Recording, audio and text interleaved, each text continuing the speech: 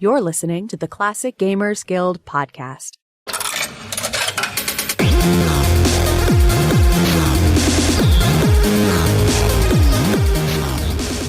Hello mates, welcome back to the Classic Gamers Guild podcast. I hope you all are doing well today. We've got Rick and Anna here as usual. They're doing fantastic. You should hear them go on about how well they're doing, but you won't. Because today we've got very special guests.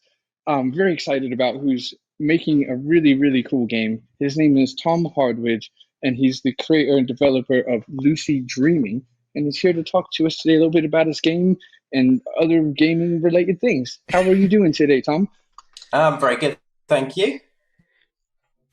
Oh, and, fantastic. I forgot to breathe while I said it.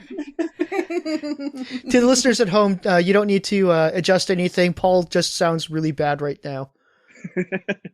No, it's all right. Yeah, a bit of renovation, carpets. You guys want to hear about it? No. I've got a lot to say about carpets. Not in the slightest. No, I want to hear it. You did not get a chance to defend yourself after I put you on the spot. It's not how Canadians work. Usually we talk about people behind their backs when we're Canadian, but that's why. Just moving on. If you were Canadian, you would have apologized several times by now. In front of you, yeah. No. Yeah. Totally. So is it like carpet tiles or broadloom? Well, it's funny you ask, mate. Is it? No, not really. That my silence was struggling to actually find the funny bit about what I must say about carpets. So, Tom, this is Lucy Dreaming. This is your first full game that you're making. It is, yeah. So and you just started really recently. So, tell us about tell us the backstory and everything that led up to this moment. Everything. It depends how far back you want to go. So, in terms of kind of game dev, I suppose if you go back, probably about 18 months, it's a couple of years, with my wife, I run a digital advertising agency. We started it about 11 years ago, and we do kind of apps and websites and emails and advertising and various bits and pieces. We've done tons of different stuff over the years.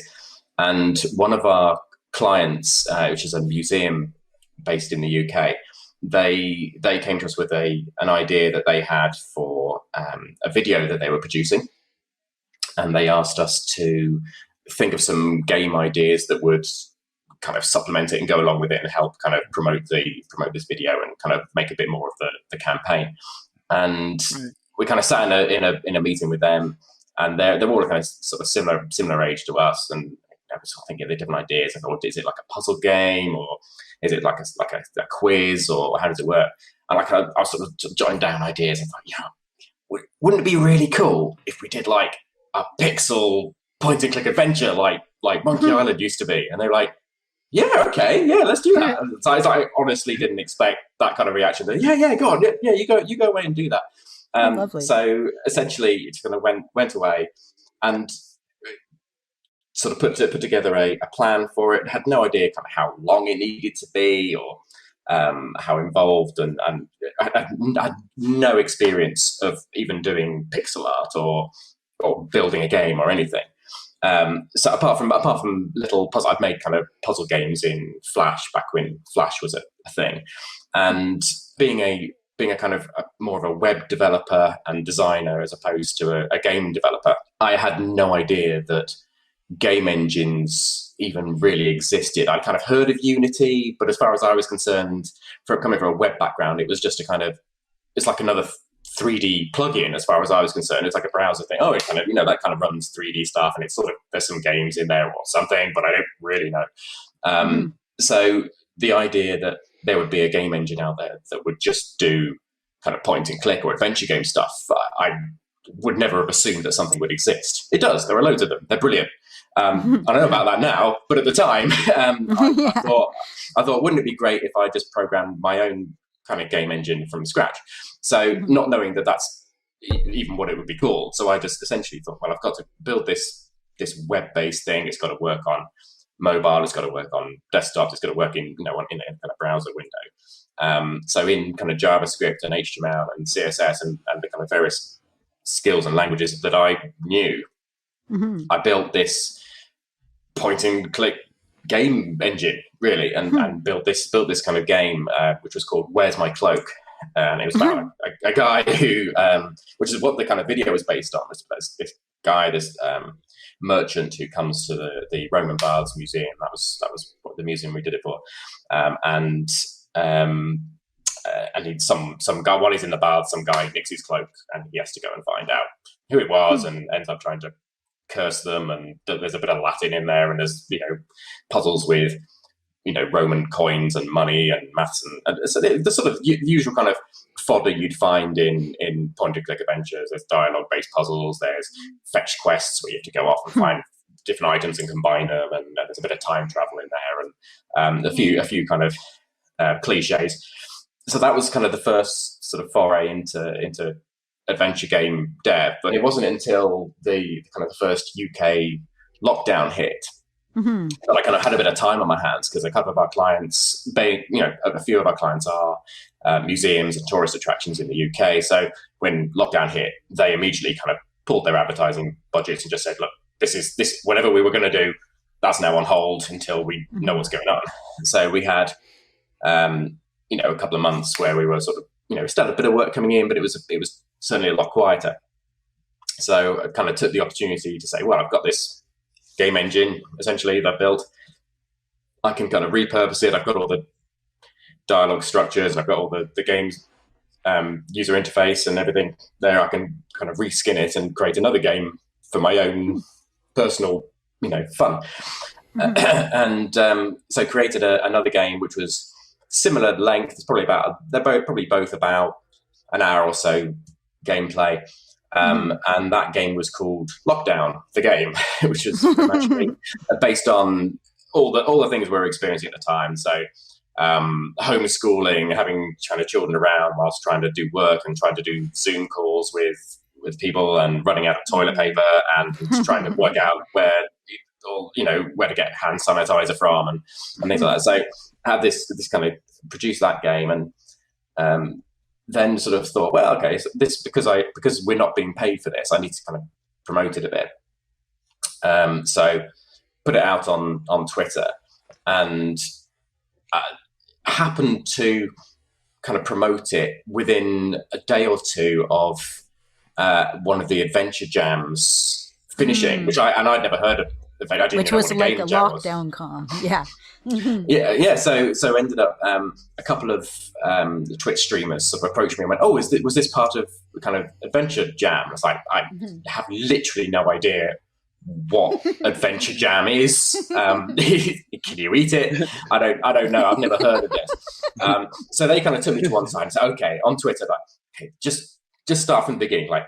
What game developers do is sometimes they do these things called jams, and they kind of have this like online competition, and they create a game in a certain amount of time, and then you release it. I was like, oh, that's really cool. So what, like, there's like game developers that make point and click games. They're like, yeah, there's loads of them. They're everywhere. Like, it's like, you mean there's other people doing the kind of this sort of stuff that I'm doing? Because I honestly assume that no one in the world would still be making pixel art point and click games. Why would they? Yeah. I'd never found it. I've never really used Steam or anything. I'd never kind of found them. It's not a community I'd been a part of. It's not one I've ever seen or come into contact with.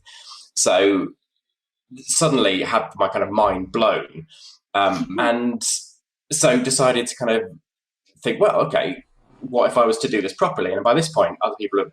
One of the first things that people have said to me when they kind of looked at the lockdown games, oh, what game engine have you used?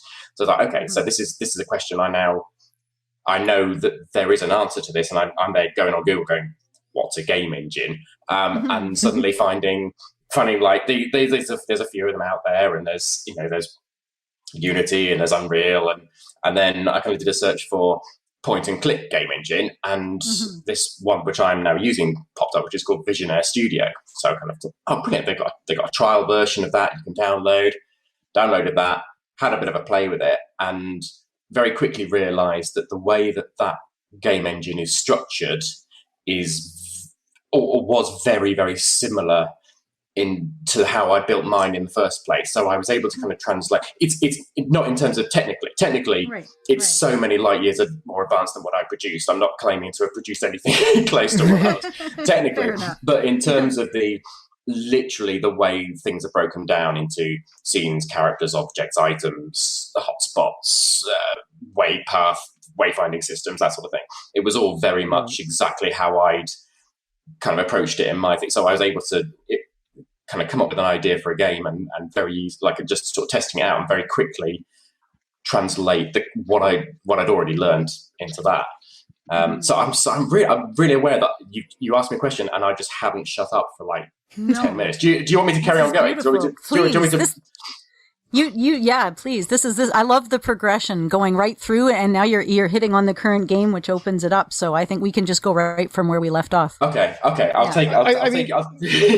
I mean, honestly, I did ask basically an entire interview in one question. I just said, tell us everything. So I mean, he does that on purpose sometimes, just to see what you could do. You're doing great. You can in post, you can edit yourself, kind of like going, and then pause me and go, yeah. So what did you do next? That's interesting, and then go and make it seem like you were. Okay. So essentially, I've then got my hands on this kind of free trial version of Visionaire. So I'm quite happy mucking about with that over the summer holiday. And I've got this kind of idea in my head of lucid dreaming, and how that's at that stage I sort of didn't have much of an idea of how it was going to work, but I knew I'd want to do something with dreams, and it wanted it to involve kind of there's an element of kind of reading in there as well. We've got a 6-year-old son, and it kind of reading before you go to bed, and the kind of the weird crazy stuff that his brain does before, during, and after sleep, and that kind of it's just like a gold mine of just mad stuff. So it's like, right, okay, this is perfect fodder for kind of a game. So that was kind of the loose basis of it. So started having a play with that, and then used what I'd learned already from playing about in Visionaire over the sort of past few months to create another game, which was Hair of the Dog. Which we did, and that was again pixel art, point and click adventure is what I'm kind of comfortable with. Very similar interface to Lucid Dreaming and the others as well. Very standard kind of scum interface with the kind of verbs, commands on one side, the inventory on the other, at the lower portion of the screen, and then the whole kind of interactive area above that. And that got really well received. It was kind of good. It was really good fun to do. Met loads of other game developers and fans in the process, and it really helped to kind of get my name out there a little bit, and it gave me a bit of a platform to then start saying, "Oh yeah, I produce this," and someone's streaming it, and I'll kind of go in the chat, or have an interview with them and say, "Oh yeah, produce this for the jam, and this is what the jam was like, and it was." How intense was it, and it was how fun was it? And then, oh, by the way, I'm also producing this other game. So the idea of for Lucid Dreaming in terms of a kind of a path that I wanted to follow with it throughout the kind of previous sort of 6 months, I'd seen a few games go on Kickstarter, managed to raise some cash and kind of give them a bit of a money up front to then start developing a game. And I thought, well, I'm going to be having a play with doing this myself, but really I'd like to be able to justify taking time away from my existing business that I'm running to say, right, okay, I can't just do this full time for nothing, because I can't afford to do that. So I can either accept that I'm going to do it all in my spare time, evenings and weekends, and release it in 6 to 8 years, or I can say I'm gonna try and get a bit of money to sort of pay for a bit of my time and for any of the resources that I need, including software licensing or voiceover or music, any other kind of associated costs, and kind of produce it in a realistic timeline, and then and then sort of launch the Kickstarter at the end of May. This year, and that then ran for a month, and that's sort of since then I've been sort of working up. It was successful. So the Kickstarter was successful. Well, we can go into more detail in that later. But then I'm now kind of working on the full game, and that's pretty much in a nutshell, a very large nutshell. That's how I got here. I've got a question for you, because I've also got a 6-year-old son. So I really love the idea. First of all, I have to credit where credit's due. Your game story is incredibly original in a time that's very difficult to find an original story, and I love the concept of it, and I'm fascinated with the bit about doing a lot of the writing for the game based on a 6-year-old's imagination, which is just a lovely and completely mad thing. And just for example, having a 6-year-old myself, the other day what did he say? He said something funny. Where he looked up, he was getting emotional over a movie, and he didn't want to admit it, so he looked at me and he's like, "Great, now my eyes are crying." And as soon as he said that, I'm like, "All right, that's going in the game." So I jumped in our Google Docs, and I was like, "All right, that line's going in our game for sure." So they can come up with some brilliant things. So I just kind of wanted to hear from you what it's like to do a character study on your son in order to extract good material for the game from. In other words, what's it like working with a tiny madman? So originally, it kind of the inspiration came from our love of reading to him, and how the mechanic of reading to him influences what he dreams about, whether that's good or bad, or nightmares, or anything. Oh God, we shouldn't have read that; it was too early, and things like that. So there's that kind of thing. And then since then, he's kind of played all my games. There's occasional swear words, and I make sure I watch over him, and I cough at the appropriate time, and keep him innocent. And then what we do, he's now got he's always like throwing me kind of ideas. Mm-hmm. Very few of the ideas that he throws me, they could do this, you can make it do this. Very few of them stick, in all honesty. But what we do is because he's trying too hard, and he's got that sort of the child's mind of, when he's thinking about a puzzle, he's thinking about it very logically. So it's like, you could have it. So there's something you need to unscrew, and there's a screwdriver, but it's hidden under a table. Brilliant. Yeah, you're absolutely right in the kind of the structure of a puzzle. But actually, what I need to do in order to kind of tap the really obscure, weird stuff out of him is I have to kind of trick him into it. So what we kind of do is when his school is just over a mile away, and we walk in and back every day. So on the way, there's loads of just stuff, trees. There's a river that runs nearby us. There's buildings, shops. There's cars, whatever going past. So we both play a game. We both sort of challenge for it, where we're going to go, right. Here's a puzzle. Like there's a dog stuck at the top of that tree. How do you get it down? Mm-hmm. And it's like, and you've got to look around you and see all the stuff that's there, and what you can do to make it. I do that, and I train a woodpecker, and I'd get it, and I'd strap it to a branch, and then I'd use it like a drill, and he's yeah, exactly. Well, yeah, but he honestly, he's at this point, he's now he's because he's not thinking about sort of stuff that's actually here. He's trying to think about how you can creatively use the stuff that you can see around him. So he'll say, right, I'll get this, I'll get, and then once we went past, and there was some cyclists, and there was somebody on a skateboard, and he's like, I'm going to get that skateboard, and I'm going to mix it with that bike, and he ended up inventing a penny farthing skateboard. It's like, this is brilliant, and I'm there, and I feel bad because I'm kind of on my phone, and I've got a thing on a note on Google Keep, and I just kind of go, and I'm just like, yep, I'm having that.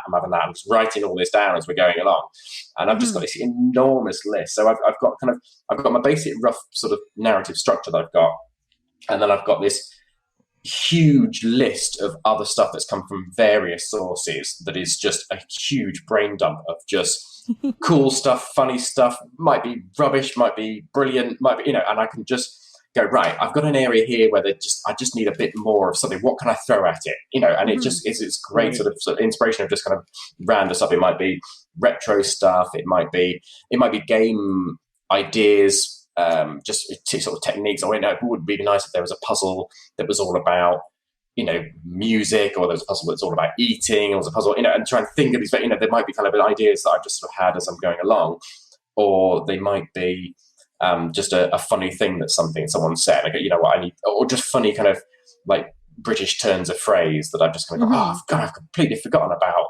that people used to say that. Let's put that in there. It's nice to know I'm not alone on that, because I feel like creating a game at the same time as you, it kind of infects your mind to where, like, everything you look at, there's this little part of your brain that starts cross-analyzing it. Like, well, would that be a puzzle? Would that be funny? If so, who would say it and when? And yeah, I do a lot of blankly staring into space while mouth breathing nowadays because of all that. Well, isn't the whole name of your game kind of a pun? I mentioned the name of your game to my mom, and she said, "Oh, lucid dreaming. Yeah, okay, that makes sense considering what the game is about." Originally that wasn't the name of the game either. The name of the game originally was a lucid adventure, and with very much it brought, you know, because I you know, it's just everyone was just referring to it as lucid, and it's like that was kind of what, and for the first sort of month or two, that's how people were referring to it on Twitter and things, and then I suddenly realised a couple of months in that I'm really, really, really bad at using Google, apparently, despite what I do for a living. So some reason just Googled it and went, oh, there's already a point and click game out there called Lucid Dream Adventure, and there's already another game out there called Lucid Adventure, and I should probably rename it. So basically, sort of had a bit of an emergency kind of thing. So at first, it was kind of a panic, like I've already said it's called this. People are going to, like, if I rename it now, people are going to go, oh God, this guy's not a professional. We can't, you know, and they'll unfollow me, and it'll all be over. And then after a while, realised that actually no one else really cared. It was only me that sort of thought that it was such a big deal. So kind of put it out there to a couple of people. I can't remember.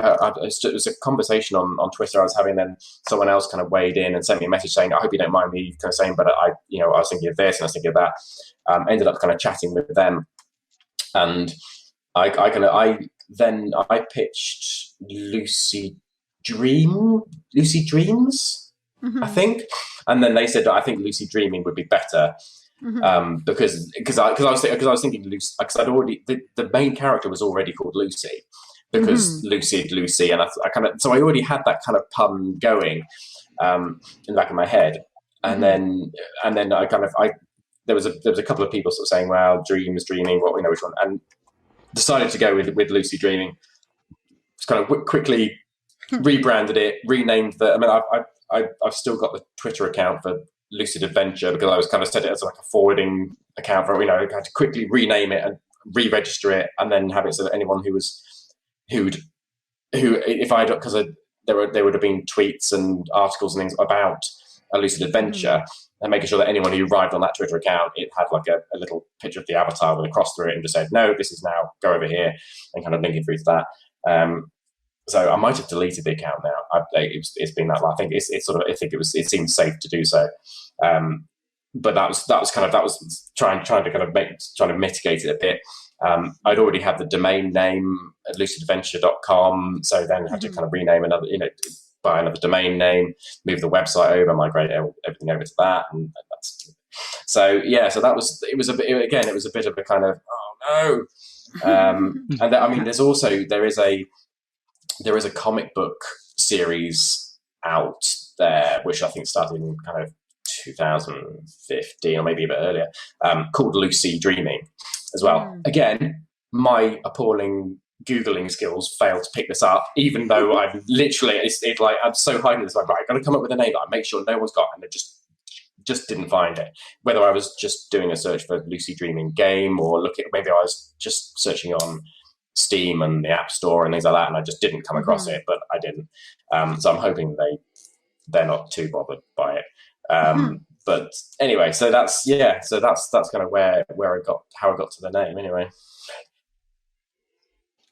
So, what's your? You had mentioned earlier that you were just kind of on a whim in a meeting brought up.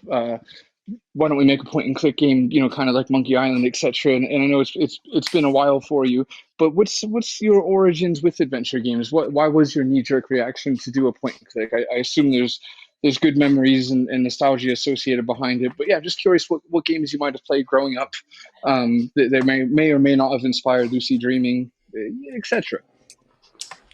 Definitely, very much the LucasArts games. I suppose the first point and click game that I ever played was probably King's Quest 4. Nice. I think. Nice start. In CGA graphics on four floppy disks, so we had to kind of keep swapping over. And that was I just absolutely loved that game. And then from that point, then played a couple. I think I quite enjoyed the Police Quest series. Yes. I think I played maybe I only played maybe one of the Space Quests, but these were all like bootlegs that we got from friends. Right. So I don't think I ever actually paid for a series. Oh no, I did later on. I bought the Roberta Williams anthology like years and years. Oh, nice set, yeah. I don't have and the Police Quest anthology as well. I had the kind of box versions of these, and I'm seeing people posting their like boxed games now and going, why did I throw all these away? Like when I moved out of my parents' house, because I never thought from there. Familiar story for sure. Yeah, for many of us. So started, and I played a bit of Leisure Suit Larry as well. So nice. For most of the Sierra franchises at that time, I think I kind of played one or two of. Then when we got I have to say that it is actually kind of surprising at this point to hear somebody from Europe and England and all that who actually appreciates Sierra games, because it seems like there's a lot more emphasis on LucasArts over there. Yeah, well, to be honest, I can't really, not being sort of, this is a relatively new scene to me, so I can't really comment on that. I'm thinking about it now. I don't think I've actually had conversations with many other people in the UK about Sierra games. It has always been LucasArts. And our first, so the copy of King's Quest 4 that we got was from a friend of ours who went to go and live in America for a few months and brought it back with him. So that's kind of where we got it from. And I don't really know where we got the other ones from. Maybe from him as well, actually. I don't know. And then it wasn't until a few years later that I kind of bought some of the other Sierra games myself as kind of anthologies. So maybe it is. Maybe that's that. I kind of assumed that at some point I probably would have come across them, but maybe I wouldn't. Maybe that was just luck of the draw. I'm curious about your super simplified UI. I like sort of the multi-purpose use of the word use. Right now I'm playing a game called Gabriel Knight for the first time, Sierra game, and there are 8 options to cycle through. You can talk with people, or you can ask a person a question, or walk, or get, or use, or open, or close. So what made you lean more towards a simple interface like that? The interface really. I mean, I've got a bit of a devlog going, and I've had a few kind of posts which have just been about the verbs and the commands that I've used and what I've sort of finally ended up with. At one point early on in the process, I had an additional. What was the additional one I had? Give, I think, was the additional one I had. So when I again, bad Google skills, maybe bad research skills. When I first started the first two games, so Where's My Cloak and Lockdown, I didn't start with the UI. I started with writing the puzzles, and then as I went through, I kind of worked out, well, I'm going to need this, I'm going to need that, I'm going to need this, I'm going to need that, and built the kind of the commands based on the commands that I needed. So I didn't need push, pull, open, and close. I just go, right, all the doors can be open. I'll just go, I mean, it's especially when I'm having to turn around the whole game in kind of a couple of months, it means that I don't have to then animate any doors opening. So that's fine. Right. And there are very few puzzles which really necessitate that level of kind of granular commands to be able to kind of go to that level. So people will sometimes cite there's a puzzle in Monkey Island No, Monkey Island 1, where they have to open a safe and you have to kind of push and pull in a sort of, one direction and then the other direction. That is a very unusual puzzle in that it necessitates those two actions, and it could arguably have been rewritten to work in a different way. So to only use one. So to have to then allow every single hotspot to be pushed or pulled and there to be a response for that, or to drastically increase the number of default responses someone's getting by not providing a custom response for when every single item is pushed and pulled, you are exponentially increasing the amount of work that you've got to do, even just in dialogue writing. So, for every hotspot that's there, you've suddenly got 2 more commands that you need to take into account, whether you're, writing a custom response for it or you're leaving it to the default response, which again, it's something that I don't kind of like a lot of. I like there to be kind of custom responses written for most common interactions, so that you're at least kind of rewarding the player for exploring and kind of giving little kind of jokes and little sort of hidden things that some people may not have found because they've just happened to have tried to talk to a footstool or something like that. And there's little things like that. You just go, well, you know what? I'm here. I'm right. I've got to put the command kind of on there. I've only got 4 commands on here. So I'm every time I add a hotspot, I just add these 4 commands on and go, right, what can I write that for each one of these things? And that's actually part of the process one of the processes that I enjoy the most in the kind of the game the game dev process. So that's really good fun. But no, they basically the UI was built to fit the puzzles that I had with Lucid Dreaming. Originally, I had 5 on there. So originally I had the give command on there, and then as I was going through, firstly, I didn't like the fact I had 5 on there, so I couldn't fit them all in a row. So I had them as looking more kind of traditionally how you'd expect a Scum interface to look, having the kind of just the written verbs.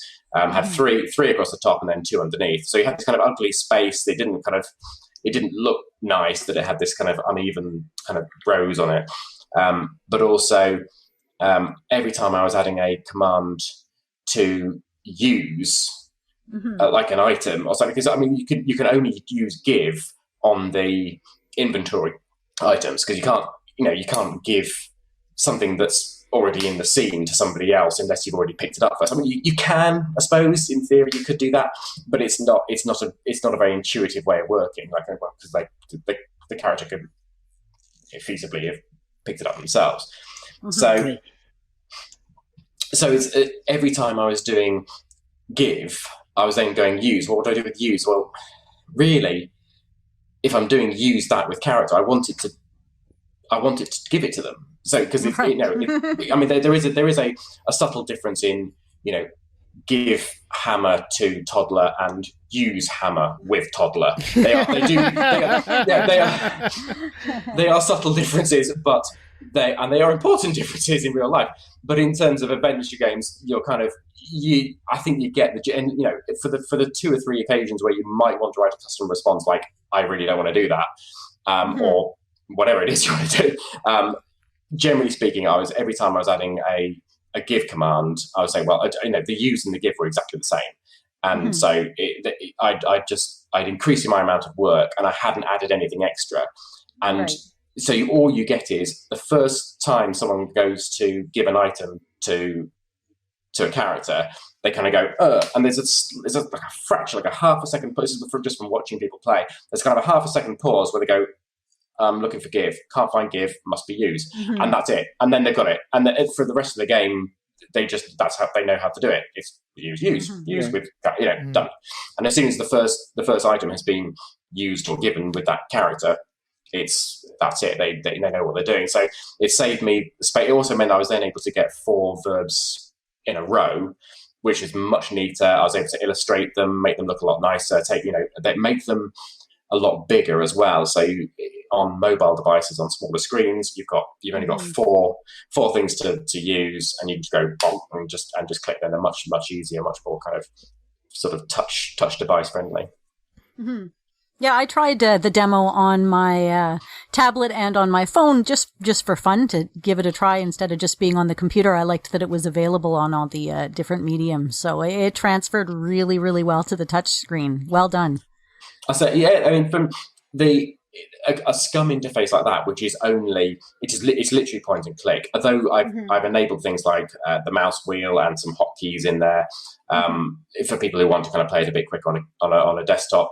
Really, it's point and click, so it lends itself really well to a touch device. The only thing I would caveat is that it's pixel art and it's detailed. So I haven't.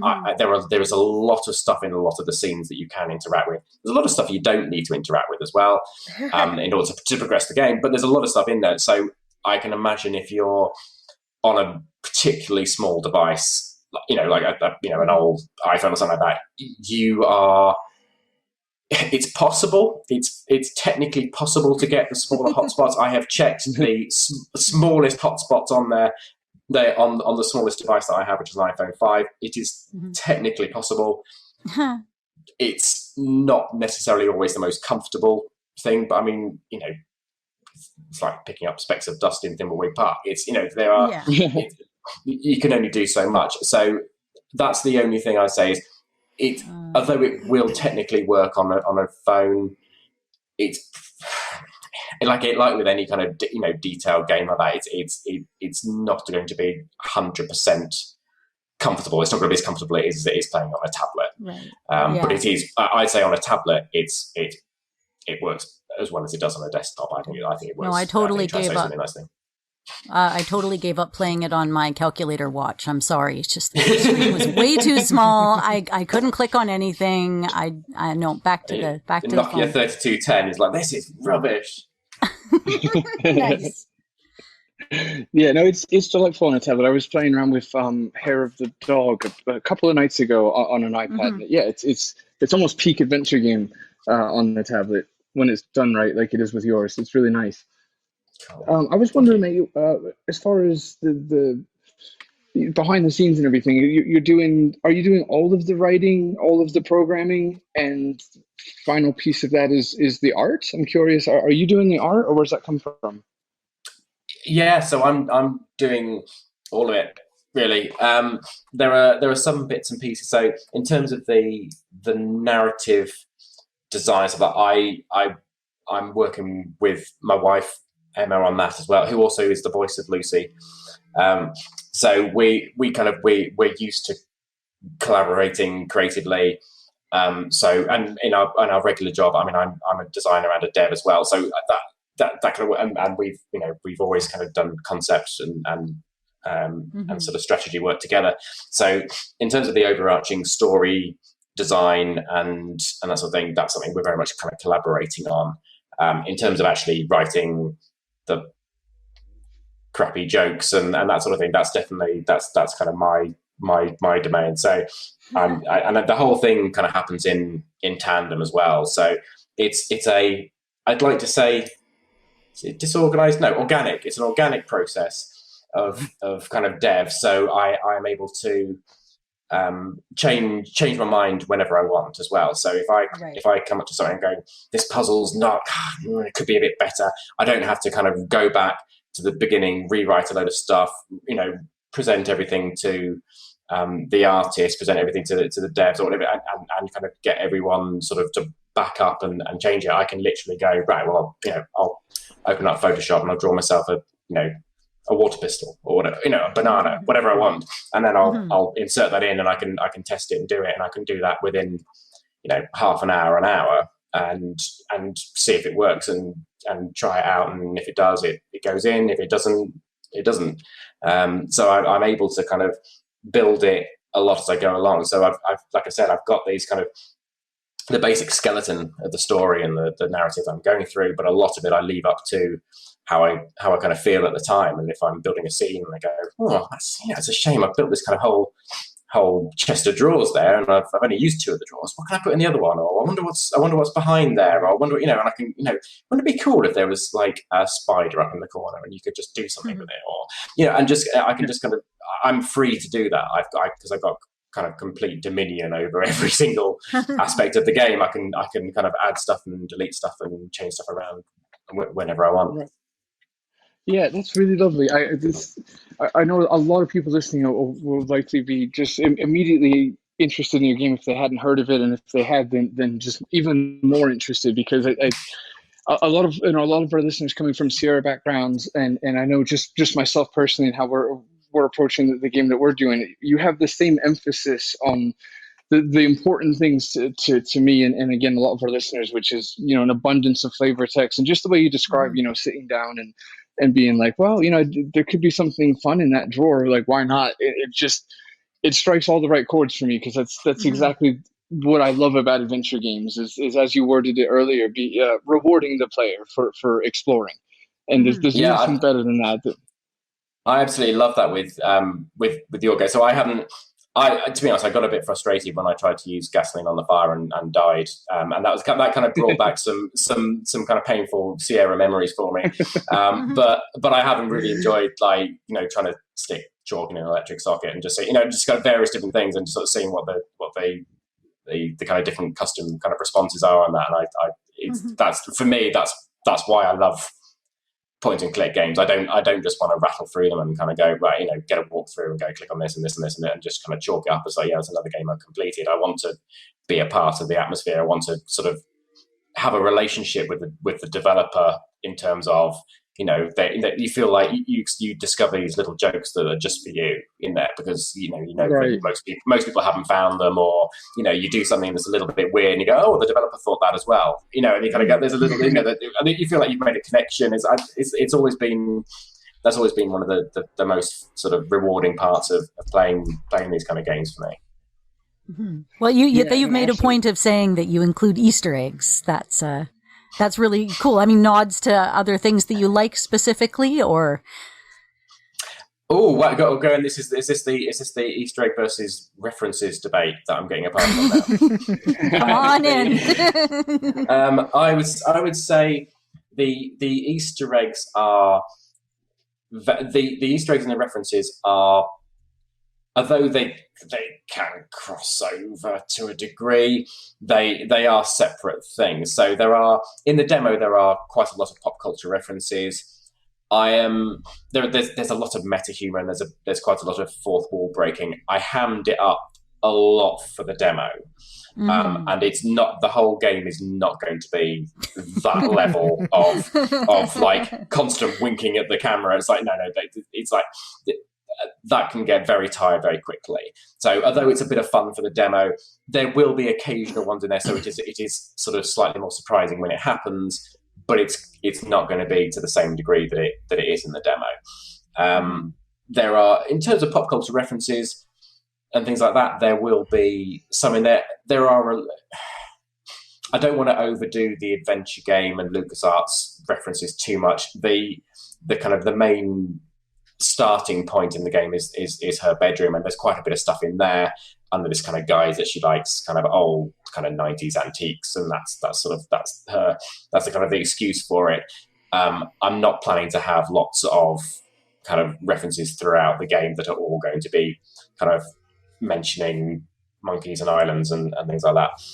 So although there's going to be kind of bits and pieces of that and stuff that I've kind of stuff that I've missed, I suppose, stuff that I have a nostalgic kind of love for. A lot of it's down to even just kind of turns of phrase and sort of things that people used to say, or things the way that people used to act, or the way that that sort of thing. I like sometimes a bit more. In terms of the Easter eggs, there are. I like hidden Easter eggs, so I like being able to kind of hide stuff. And again, this is like, it's just an extreme version of having a little joke when you try something obscure. It's saying, actually, if you try something really obscure, it opens up something that you didn't even whether it's. I'm not a big fan of kind of mini games particularly, but like that sort of thing. There's like maybe like hidden scenes or hidden bits and pieces or hidden objects that you can get, and then you can do things with, or they're funny, or you do something and it kind of tells you jokes or something like that. So I like putting those sort of things in there. I've got a huge list of stuff that's kind of nice haves that I think would be good to kind of be able to integrate in there at some point. And obviously we've got I say obviously, like everyone's heard of it, but we've also got an Easter egg competition running, which I'm planning to kind of run until kind of the end of summer. I'm sort of thinking maybe it's fairly loose, but maybe kind of September, October time, which is in the demo. There is an Easter egg hidden in the demo. There are a number of Easter eggs hidden in the demo, but there's one which leads to a competition as well, where you can win the chance to appear in the game. So that's still very much up for grabs. I think it's a prize draw, so that it's not kind of first person to find it wins. But I think in the time since we launched it in April, I think only maybe 20 people have found it so far. So even if you find it now, you've still got pretty good odds. Good odds. So yeah, no, it's well worth trying. And there's a lot of people have given up trying to find it. The feedback I've had from people who found it is everyone who's found it has gone, okay, yeah, I like the fact that it was logical. It's not just randomly try everything with everything else and you'll find it. There is a certain logic to it, and if you follow, if you kind of pay attention to everything that's kind of said when you're kind of going throughout the game and kind of looking at stuff and things like that, it is technically guessable, right? But it's not easy. Mm-hmm. It's such a cool idea. It's a great way to get the community involved. With the game itself. That's just super clever. I would like to steal it, but I won't. Oh, feel free. I don't mind. I don't own the idea of competition Easter eggs. You talk to Ernest Klein about it. Well, I doubt I will, but if I was to, I would make sure the Easter egg itself was Lucy or something fitting for. Very Origin stories is always fun. I love it. Yeah. So, what are your goals for release for the game? I think I saw 2022 somewhere. Just kind of curious where you're at now, and how your pacing is going. If that's something that you can even predict. I'm giving myself 12 months. I've got because now I've got the kind of the full narrative worked out. There was a bit of kind of stress in me that kind of really, like I said, I really wanted this kind of interwoven sort of additional storyline in there. I gave myself a bit of extra time to be able to kind of get that nailed, and I feel like I've actually got that sorted earlier than expected. So I can now kind of get stuck in. The first sort of stage I'm going to do is basically develop and write the whole game without doing any. This is my intention anyway. Without doing any of the artwork. So all with placeholders. This is what I did with Hair of the Dog when I produced that in very very short amounts of time. So having blank scenes which are more or less the kind of size that I want them to be, so that if they're scrolling scenes, you can walk up and down them. If they're just a single room, they're a single room. And then having placeholders for objects and items that you're carrying, and kind of placeholder animations for various characters. I think when I did Hair of the Dog, it was just like a little animated smiley face or something like that. So having that all in there, and basically having it so technically the whole game is playable. And that way I can then gauge how long it is, and how long it sort of takes to complete. Although that's very difficult for me to test because I know where everything is. But it gives me a kind of rough idea and kind of the scale of it compared to the demo, and that's sort of what I'm going to be comparing it to. So, well, this took half an hour for people to complete. This took 2 hours for people to complete. Therefore, this should take roughly the right amount of time. I can then go through each kind of scene and skin it essentially. Start it all up, draw all the assets that I need to do, and then start sort of getting out to a couple of testers. And I feel that's doable in 12 months, given the scale of it. That I'm doing. I'm not doing a game that's 20 hours long. It should be a decent. I've been conservative in my estimate because I do tend to kind of get a bit carried away and kind of run with things like I did with the original demo, in that I wanted to be a certain level. I predicted sort of 8 to 10 hours. it wouldn't surprise me if it was 10 to 12 by the time I finished, because I'm just going to keep throwing stuff at it because it's fun. So that's kind of where I'm at with that. That's where I'm. Yeah, I think I'm hoping for kind of this time next year for a release date. I've also managed to get all the technical side of things sorted with the demo in terms of porting for mobile, getting all the tech sorted for that, and all the porting, hopefully ironing out all the bugs on various platforms for that as well. So the reviews on Google Play and on the App Store are so far really good. So I'm hoping that's going to kind of give me a bit of an indication of how the full game's going to be received as well. Not too buggy. A couple of issues on some older versions of Android. Some, you can't troubleshoot everyone's device on every single thing. They either go, well, it crashed. Well, I don't know what other apps you're running, or things like that. So there's always going to be a few little bits of unknowns like that. But I think I've done most of the groundwork for what were going to be the kind of the complicated bits and the things that could have possibly kind of held things up later down the line. So I'm hoping that sort of level of preparedness it means that I can meet the deadline pretty well. Very nice. And I have to come clean. That was a bit of a filler question because a minute ago I panicked when I couldn't think of what I was going to ask. But I'm curious as to your writing process, because you've mentioned a few times that when you're sitting down and you see something that could use, just has space for something funny or whatever the case is, that you'll throw it in. And it's a lot of how I go about doing my writing, which is kind of more on the spot. And I don't, I've always felt weird, like it's not how you do things, that whole societal thing. But I'm just curious what your process is. Do you tend to do a lot of writing dialogue wise, let's say, like within Visionaire, or are you more, taking notes or have a journal or whatever the case is, and then, planning ahead, or more of an on the spot sort of thing? There are a few rare occasions where I have a particular bit of dialogue or a particular thing that I want somebody to say, and it's normally because I've thought of something that will just be, I say to myself, let's say funny, probably not funny, but it might, there's a gag, or I go, it'll be, I really want to hear the character say this, and I'm going to make a note of that, and I go, right, I'm going to put an object in that will make them say that because I think it's worth it and I think it's funny. So there are a few bits of that where I have a kind of a bit of an idea of what the dialogue is going to be.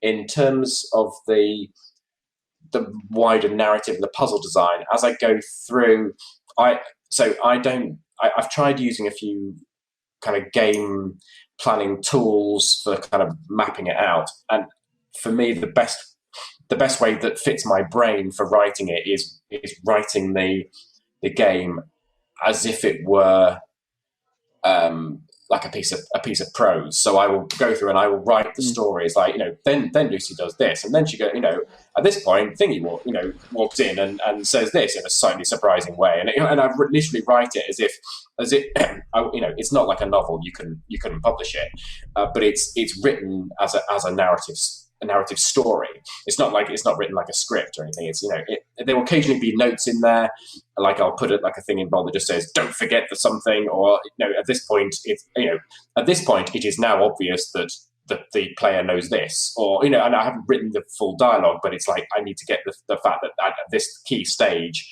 I need to mention this and that, and I'll maybe do a little bit of rough dialogue just to get the gist of it might just be a "Oi, get off my land!" and exclamation mark or something like that, and I'm going to go, I know that's the gist of what the person needs to say.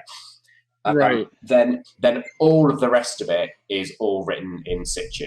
So I get the basic structure, and then as I go through, as I'm building the scene, I am just writing. So even the dialogue, I'm kind of at that sort of level. I'm then going, right, what would be a funny thing? At this stage, I'm the character. I've got to the person at this point. What are they going to say? Oh, well, they're going to say this, and they're going to say, well, what are you doing behind there? What's what's that on your head? Also, and I'm just kind of, I can then write it as if I'm getting into that, I'm the person getting to that point and saying, well, what's actually, before we get to talking about this, I want to know why it is that you've only got one leg, or and I can kind of write that in situ, and then I'll go through and I'll play it, and if quite a lot of the dialogue where you're talking to a character and you've got sort of multiple options that you can, and kind of threads of conversation that you're going down, I can get to a bit go, well, hang on a minute, I've now got myself like 4 or 5 nested threads of conversation with different options, and it's just getting confusing. Let's just take those 2 out, let's put them at the top, let's do that, and that's it. And I like I've got plans for maybe 1 or 2 dialogue-y based puzzles, but they're not my favorite puzzles. I'm not a big fan of kind of having some sort of long cutscene where somebody's just rabbiting on you for ages, kind of telling you their life story.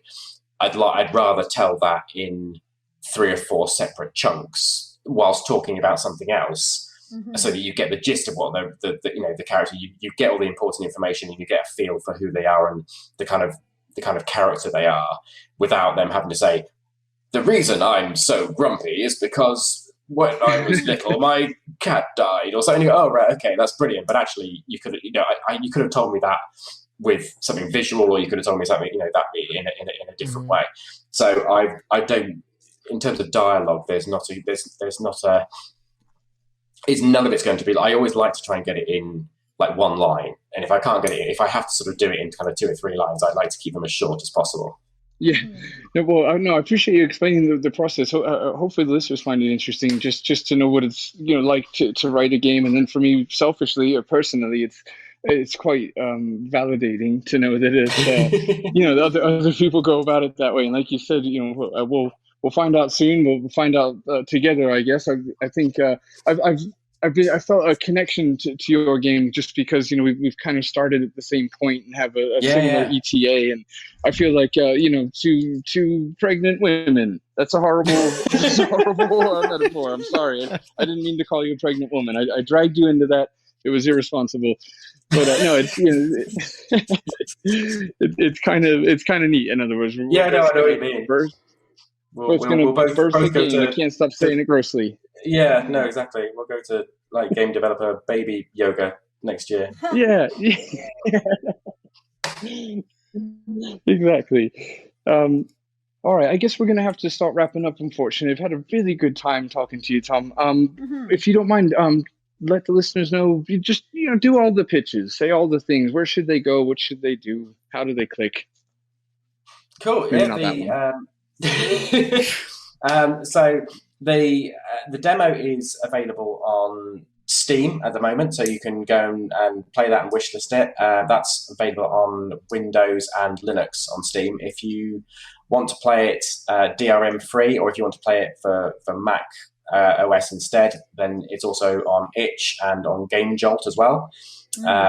It's also just been ported to iOS and Android as well. The website is lucy-dreaming.com. Follow us on social media. So it's our studio. This is myself and my wife. Our studio is Tall Story Games, and we own all of the various handles for Instagram and Twitter and Facebook. They are all just Tall Story Games, all one word.